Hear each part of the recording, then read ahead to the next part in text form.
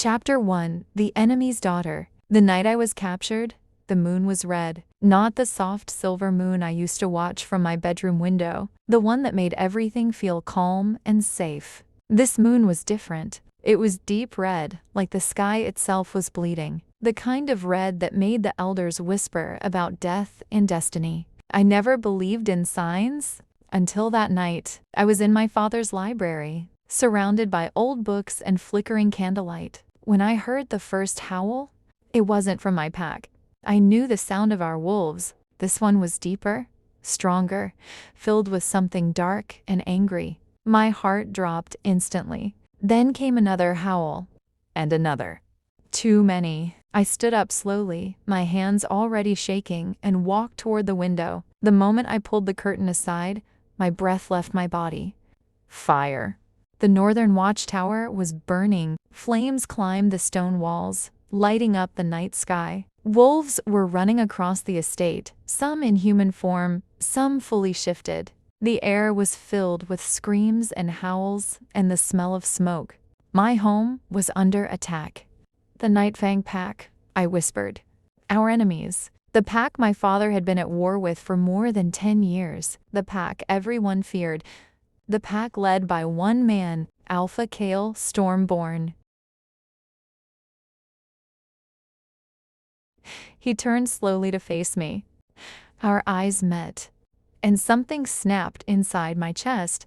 It felt like invisible strings pulling tight, like my heart suddenly remembered something my mind didn't understand.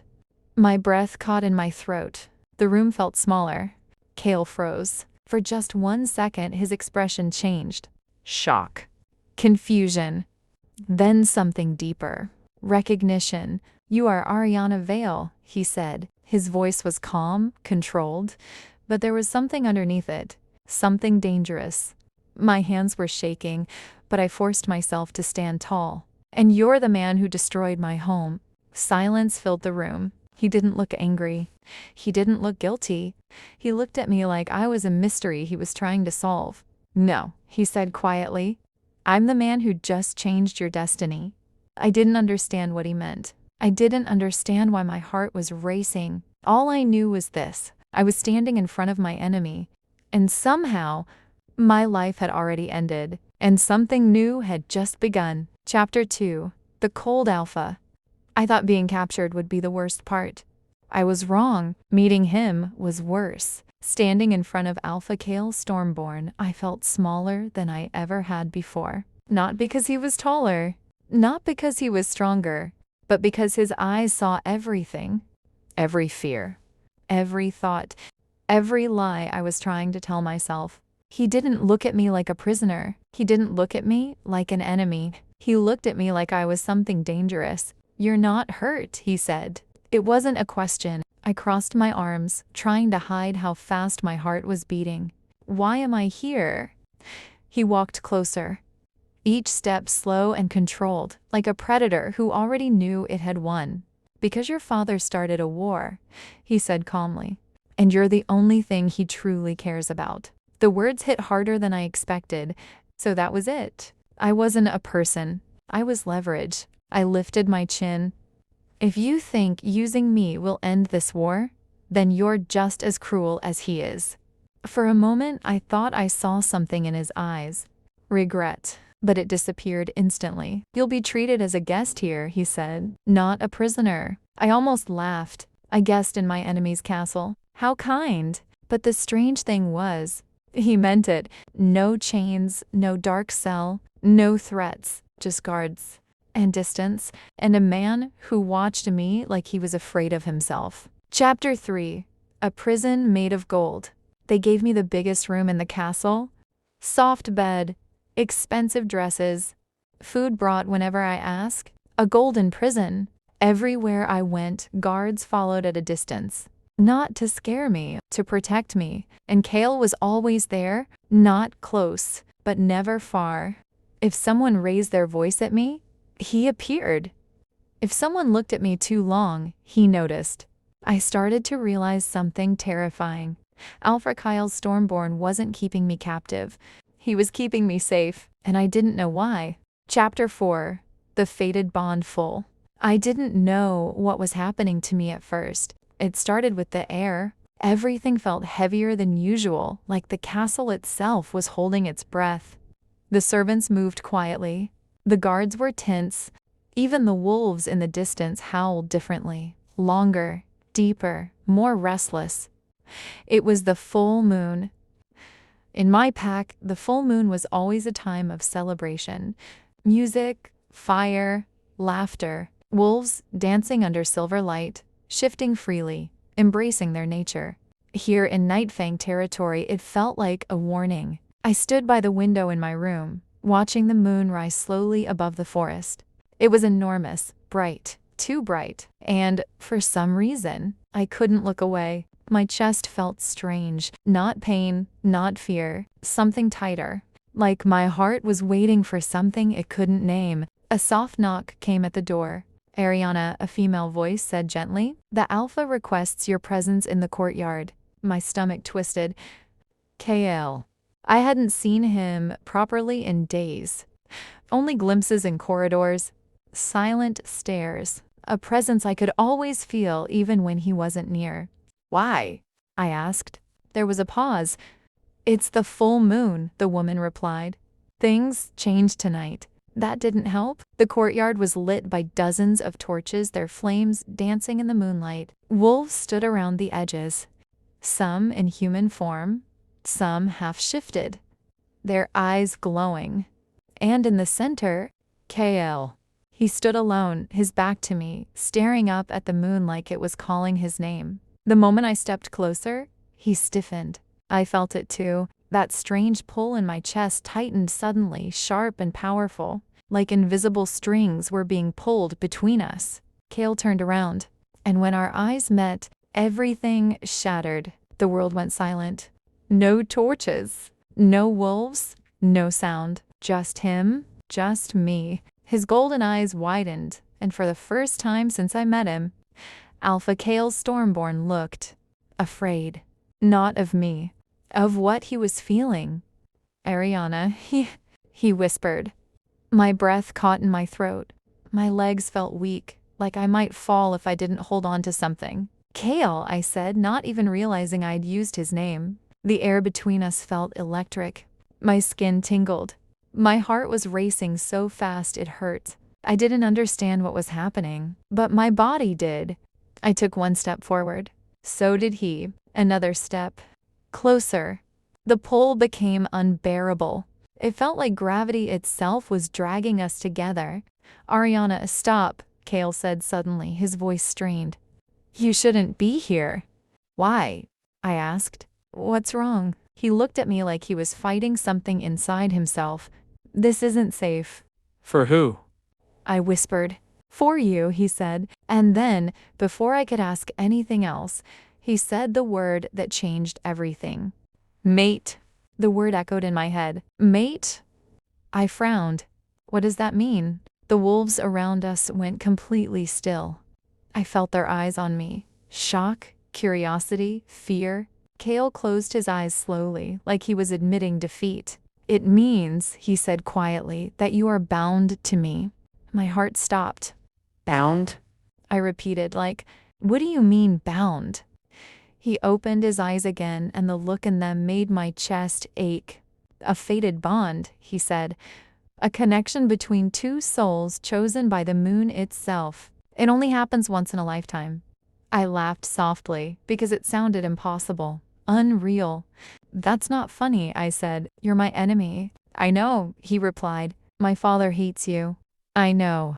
"You kidnapped me." "I know," he said again, his voice almost painful. "Then this doesn't make sense." Kale stepped back, running a hand through his hair in frustration. "It doesn't have to make sense. Fate never does." I shook my head. "This is just some kind of trick." "I wish it was," he said. The bond pulsed again inside my chest, stronger this time. My breath hitched. I felt warm, safe, drawn to him in a way that terrified me. I didn't want it, but I couldn't deny it. "When I look at you," I whispered, "my heart feels like it's not mine anymore." Kale's expression softened. "That's the bond." Silence fell between us. The truth settled slowly, painfully. I wasn't just the enemy's daughter. I wasn't just his prisoner. I was the alpha of Night Fang's fated mate, destined to be his. The irony almost made me cry. Do you know how cruel this is? I asked softly. The moon binds me to the man I'm supposed to hate. Kale stepped closer, carefully, like he was approaching something fragile. I never wanted this for you, he said. If I could break it, I would. But you can't, I whispered. No, he said. I can't. The wolves around us bowed their heads. They had felt it too. The bond was real, and no one could deny it. I looked up at the red-tinted moon and felt tears burn my eyes. My entire life I had been told who my enemies were, but the moon had chosen one of them to be my destiny. And the scariest part? Somewhere deep inside my heart, I didn't want to fight it. Chapter 5. Truth and Tears. After the bond was revealed, nothing felt real anymore. It was like the world I knew had split into two. The past, where I was just Ariana Vavail, daughter of a powerful alpha, protected, sheltered, certain of who the enemy was. And the present, where the enemy was the man my heart refused to stay away from. Kale avoided me for 3 days, not because he didn't care, but because he cared too much. Every time I walked through the halls, I felt him nearby, not close enough to touch, but close enough to feel. The bond between us was like a quiet hum in my chest, always there, always pulling. It was exhausting. I couldn't sleep properly. Every time I closed my eyes, I saw him. His golden eyes, the way his voice softened when he said my name, the way the air changed when he entered a room. I hated it, because it meant I was losing control. And I had spent my whole life being taught that control was everything. On the 4th night, I couldn't take it anymore. I left my room and walked through the castle, without telling the guards where I was going. I didn't even know where I was going myself. I just followed the pull. It led me to the eastern tower, the highest part of the castle. I found Kale there, standing on the balcony, staring out into the forest like he was trying to outrun his own thoughts. You're avoiding me, I said quietly. He didn't turn around. You shouldn't be here. That's what you always say, I replied. But you never actually stopped me. Silence. Then he sighed. Slowly he turned to face me. Up close, he looked tired. Not the terrifying alpha everyone feared, but just a man carrying too much weight on his shoulders. You don't understand what this bond means, he said. It puts you in danger. I was already in danger the moment you took me, I said. At least now I deserve the truth. He studied me for a long moment. Then he nodded. Sit, he said, pointing to the stone railing. I did. He leaned against the wall beside me, close enough that I could feel the warmth of his body. The bond reacted instantly, my chest tightening again. Kale noticed. Of course he did. That feeling, he said quietly. It won't go away, ever. I swallowed. So I'm just supposed to accept this? No, he replied. You're supposed to understand it. He looked out at the forest again. The war between our packs didn't start because of land, he said. Or pride. Or old grudges. Then why? I asked. Because your father wanted control over the northern territories. The land holds rare moonstone, powerful enough to strengthen any pack that owns it. My heart sank. Moonstone was sacred. It wasn't supposed to be used for power. He attacked first, Kale continued. Burned 3 of my villages. Killed families. Then he told the council I started it. I shook my head. That's not true. My father said you were the one. He lied, Kale said simply. The words felt like knives. No, I whispered. He wouldn't. He would, Kale said. His voice not cruel, just honest. And he did. I stood up suddenly, my hands shaking. You expect me to believe you over my own father? I expect you to look at the facts, Kale replied. Not the stories. He reached into his coat and pulled out a small crystal device. When he activated it, glowing images appeared in the air. Burning villages, Night Fang wolves lying on the ground, my father's crest on their banners. I felt sick. This could be fake, I said weakly. Kale met my eyes. I wish it was. My knees felt weak. I sat back down slowly, staring at the images until they faded. All my life, I had believed my father was protecting our pack. All my life, I had believed we were the victims. And now, What about me? I whispered. Why did you take me? Kale's jaw tightened. Because the council wanted to kill you. My head snapped up. What? They saw you as a future threat, he said. Your father's heir. They wanted to end his bloodline. My breath caught in my throat. I refused, Kale continued. Taking you was the only way to keep you alive. Tears burned my eyes. You kidnapped me to save me? I whispered. yes. The silence that followed was heavy. Everything I thought I knew was falling apart. My father would never put me in danger, I said, more to myself than to him. Kale looked at me gently. He already has. The bond between us pulsed again, warm and painful at the same time. I don't know who I am anymore, I admitted. Everything I believed, it's all wrong. Kale hesitated, then slowly reached out. He didn't touch me. He stopped just inches away. But you don't have to face it alone, he said. I looked at his hand, at the space between us. Then I did something I never thought I would do. I closed the distance. His hand was warm, steady, real, and the moment our fingers touched, I broke. I cried. Not loud, not dramatic. The peace I felt with Kale was fragile. I didn't realize how fragile until the morning it all shattered. I woke to the sound of alarms, shouts and howls echoing through the castle. My stomach twisted instantly. Something was wrong. The full moon had passed, and the bond with Kale was strong now, pulsing in my chest with every breath. I should have felt safe. I should have felt protected, but I didn't. I ran toward the courtyard, my heart pounding. The main gate had been breached. Shadows moved too fast for my eyes to follow. And then I saw them.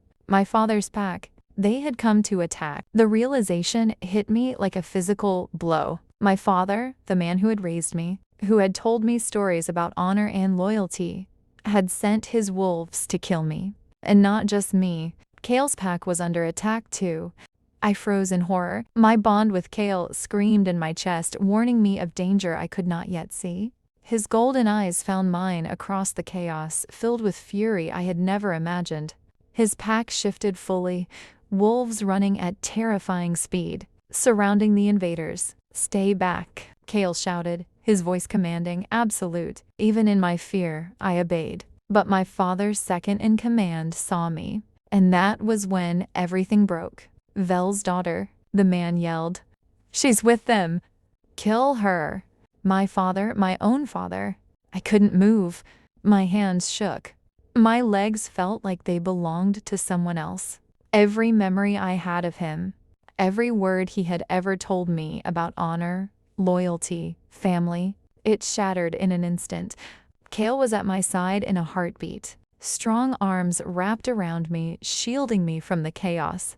His growl was low, terrifying, and full of promise. Anyone who dared touch me would die. Don't touch her, he roared. I clung to him, my face pressed against his chest, feeling his heart hammering just like mine. And in that moment, I understood fully. I wasn't just tied to him by a bond. I was tied to him by survival. The battle raged around us, but I only had eyes for my father. I wanted to run to him, to stop him, to ask him why he would do this. But I couldn't betray Kale, not now. Not after everything. Then I saw it. My father, standing above one of Kale's pack members, raising his hand, and I realized he wasn't stopping. He wasn't negotiating. He was killing. Tears blurred my vision. Why? I shouted. My voice cracked. Why would you do this? I'm your daughter. He looked at me. His eyes were cold, calculating. You were never my daughter first, he said. You were my weapon. The words cut deeper than any sword could. You sent me to him? I whispered, disbelief twisting my chest. Kale tightened his hold on me. I won't let him touch you, he said quietly. I wanted to run to my father. I wanted to scream at him. I wanted to hate him, but the bond pulsed, warning me, My heart no longer belonged entirely to my father. It belonged to Kale too, and that scared me. The fight was chaotic. Wolves shifted, fire and claws tearing the courtyard apart. Kale moved like a shadow, fast, precise, merciless. And through it all, his eyes never left mine. He was protecting me. Every strike, every growl, every movement was to keep me alive. I finally realized something. My father's attack wasn't just against Kale's pack. It was against me, against the bond we shared, against the life I was beginning to claim as my own. And in that moment, I knew I had to make a choice. I couldn't be with him, couldn't stand by and watch innocent lives die. But I couldn't run back to my father either. I was his daughter. I was Kale's mate. Two sides, both claiming me. One had raised me. One had saved me, and neither would forgive betrayal. Kale fought like a storm. His pack howled, wolves attacking with speed and precision I had never seen. I stayed close, feeling the bond pulse stronger every time danger drew near. Fear and love collided inside me in ways I had never experienced. And then I saw my father falter. A Kale wolf had pinned him, his face twisted in rage. I stepped forward, trembling, and shouted, "Stop! This is between you and me." For a second, the chaos froze. Both sides looked at me, waiting. "You've ruined everything," I said to my father. "You've lied, betrayed, and destroyed what could have been. But I'm done obeying you. I choose life." I choose him." Kale's eyes softened, and I felt the bond thrumming in response. It was more than protection now, it was connection. I took his hand, and the moment our fingers intertwined, I felt a power inside me awaken. The bond didn't just connect our hearts, it gave me courage, strength, and clarity. The attack ended quickly after that. My father's pack, stunned and leaderless, retreated. Kale didn't pursue. He didn't need to. All I knew was I'd been betrayed by the one I should have trusted most. And yet, as I stood there with Kale, I realized something else. I wasn't a victim anymore. I wasn't powerless. I was his mate, his equal. And together, we could face anything, even the man who had given me life. But betrayal, I realized bitterly, leaves scars that no bond, no matter how strong, can completely erase. I pressed my forehead to Kale's chest and let the tears fall. Not for fear, not for loss, for the truth I had finally accepted. I belonged to him now, and I would never go back. Chapter 7. The Choice. The morning after the attack, the castle was quiet. Too quiet. The kind of silence that presses down on your chest and makes your heart ache. I couldn't stop replaying the events in my mind, my father's betrayal, Kale's protection, the chaos of the battle. I knew I had to decide something, not later, not when it was convenient. Right now, I had to choose. I could go back to my father, pretend nothing happened, live under his rules, keep my pack, my home, my name, but I could never forgive him. Not for the lies, not for the death he caused, and certainly not for the way he had used me, his own daughter, as a pawn in his war. Or I could stay with Kale, with the man who had captured me, but also saved me, the man who was my fated mate, the man who, in every way, had made me feel alive for the first time in my life. And yet, that choice wasn't simple. I walked through the castle gardens, the wind blowing against my face. The moon had long set, but the air still carried the remnants of the night's battle. Wolves roamed the grounds quietly, shifting back to human form, eyes still alert. Guards patrolled silently, but none approached me. Kale had given them strict orders. I was untouchable. I could feel the bond pulsing again, stronger than ever. It whispered to me, urging me toward him. But even as it pulled, I hesitated. I stopped by the fountain, in the center of the garden, and watched the water ripple in the moonlight. I remembered every lesson my father had ever taught me about loyalty, honor, and bloodlines. But what was honor if it demanded I betray myself? What was loyalty if it meant standing by a man who had caused so much pain? A hand on my shoulder made me jump. I turned to see Kale standing there, golden eyes soft but intense. "You're thinking too much," he said quietly. "Can you blame me? I asked my father. He's my father. I can't just turn my back on him. You already have, Kale said, his voice steady. In your heart, you already know where you belong. I shook my head. I don't know what I am anymore. Who I am, what I'm supposed to do. He stepped closer. You're mine, Ariana. Not by force, not by capture, by destiny, by bond, by choice. And that choice, it's yours. Always yours. I swallowed, my throat tight. The bond pulsed violently now, almost like it was screaming for me to decide. And if I choose, you, I whispered. If I stay, you will be safe, he said. You will be loved. You will be mine. And I will never let anyone, not even your father, hurt you again. I looked at him, really looked. The man who had once been my enemy now seemed like the only person I could trust. My protector, my mate, my home. The weight of the decision pressed on me. I had spent my entire life being told what to do, where to go, who to trust, and now, finally, I had the power to choose. I closed my eyes. I thought of the bond, the way my chest ached when he was near, the way he moved in battle, fierce and unyielding, protecting me at every turn, the way he had kept me alive when my own father had tried to destroy me. And I realized something terrifying. I didn't want to go back. Not ever. I opened my eyes. Kale was waiting, giving me space, but the bond was pulling me, urging me, calling me home. I choose you, I said, my voice trembling but firm. Kale's eyes widened for a moment, disbelief crossing his features. And then he smiled, a soft, rare smile that made my heart ache. You have no idea how long I've waited to hear you say that, he whispered. I stepped closer, the bond thrumming like a heartbeat between us. The tension, fear, and chaos of the past few days melted away. All that remained was him, my mate, my choice. We didn't need words beyond that. I felt the connection strengthen, binding our hearts, our souls, our fates together. The world could fall apart around us, but in that moment, nothing else mattered.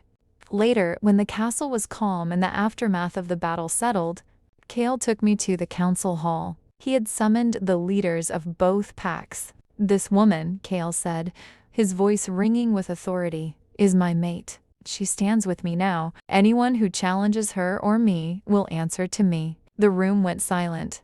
Even the elders looked stunned. I felt his hand brush against mine under the table. A quiet reassurance. My choice was now public. My loyalty declared. And the weight of it was thrilling and terrifying all at once. I had chosen him. Not my father. Not the past. Not fear.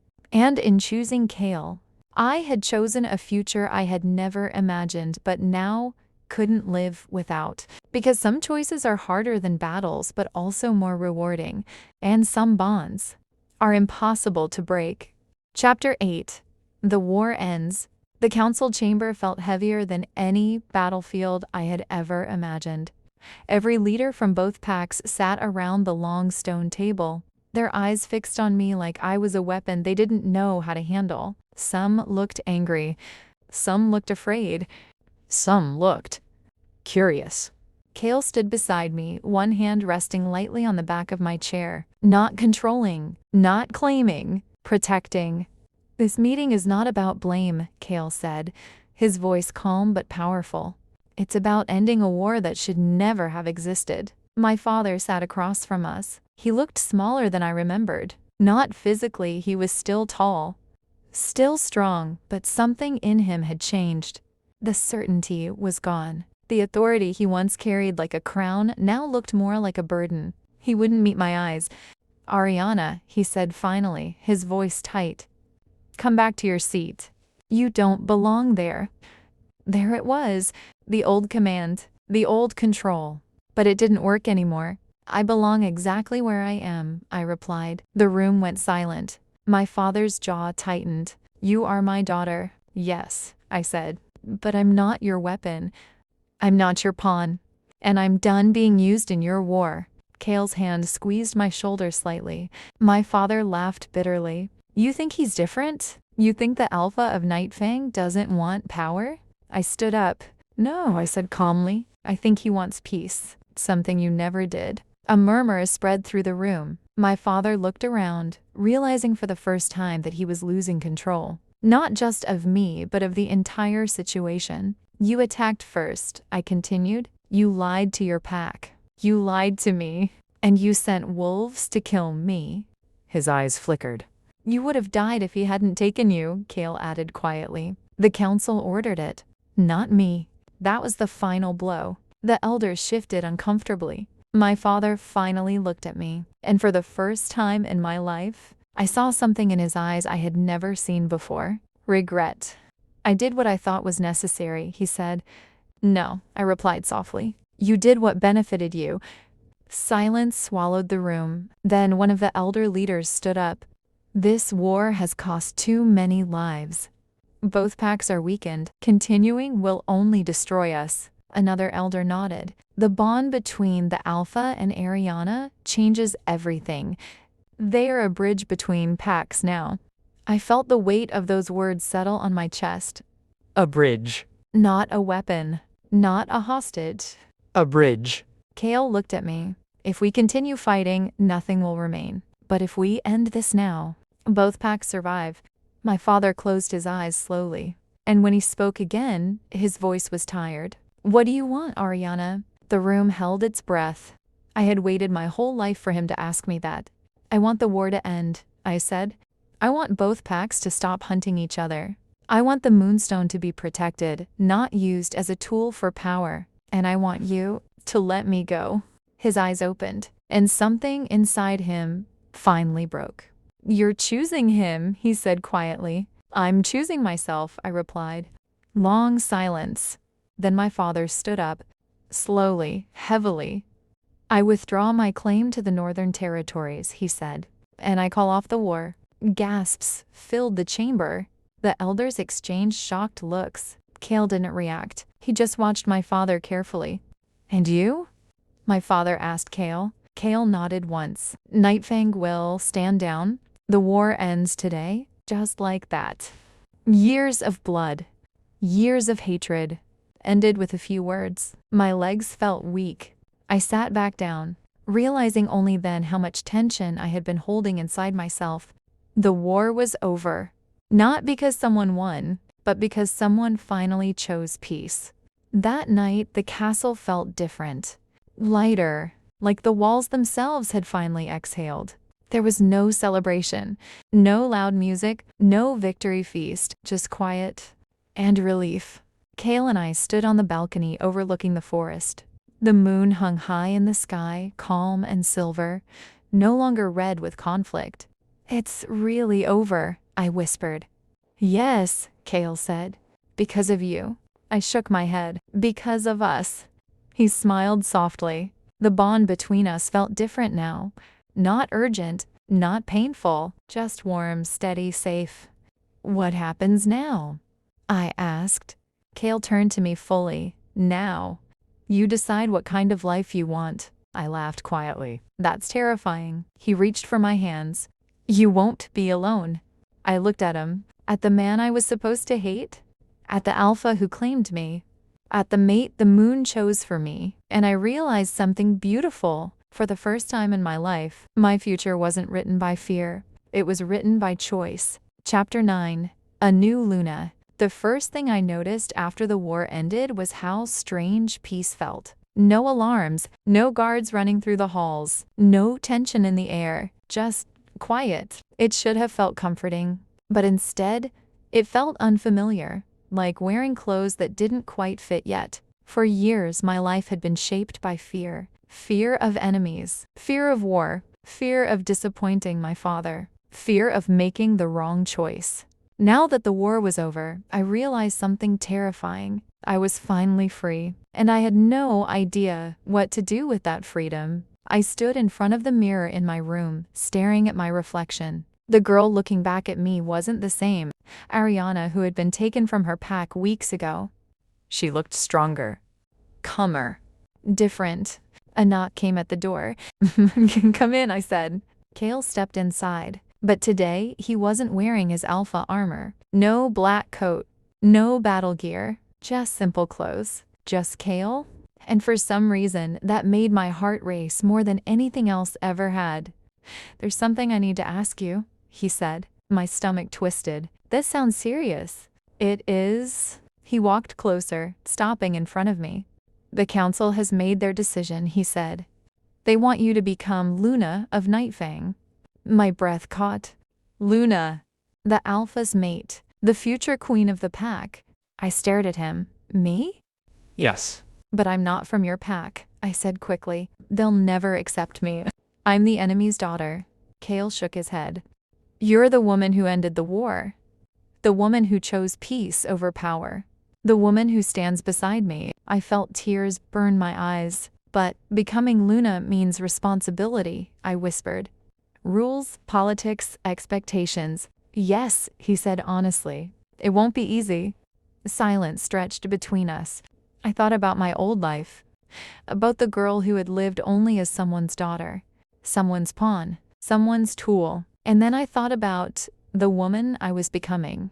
Not owned. Not controlled. Chosen. I don't want to be Luna because of destiny, I said. Or the bond. Or the council. Kale watched me closely.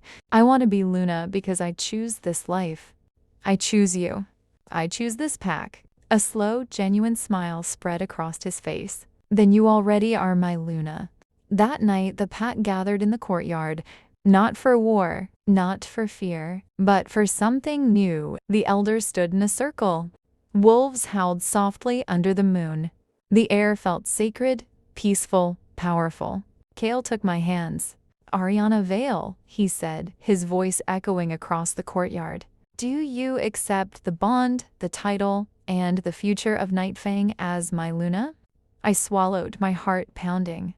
I do. The moonlight flared around us, warm and bright. Not painful.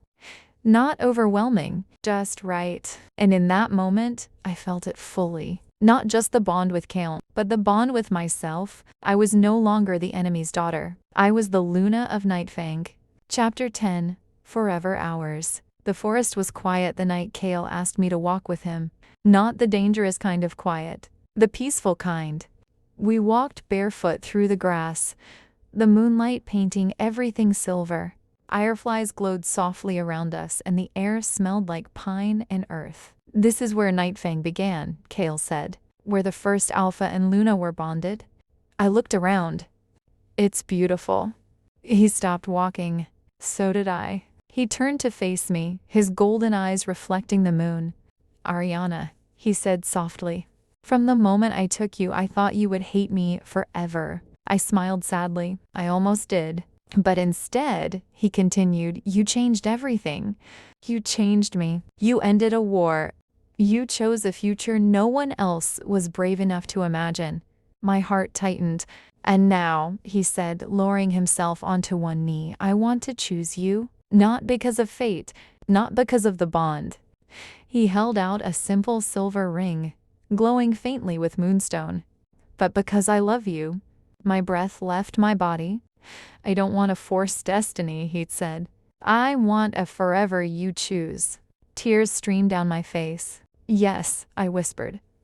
1,000 times yes. He stood, slipping the ring onto my finger. And the bond reacted, not like a chain, like wings. Warm energy rushed through my chest, filling every part of me with light, love, and certainty. This wasn't captivity. This wasn't fate. This was home. Kale pulled me into his arms, resting his forehead against mine. No more wars, he whispered. No more lies, I replied. Just us. Just us. We stood there under the moon, not as enemies, not as elf and prisoner, but as two souls who had survived everything and still chosen each other. The moon had bound us. The war had tested us, but love had saved us. And this time, forever was ours.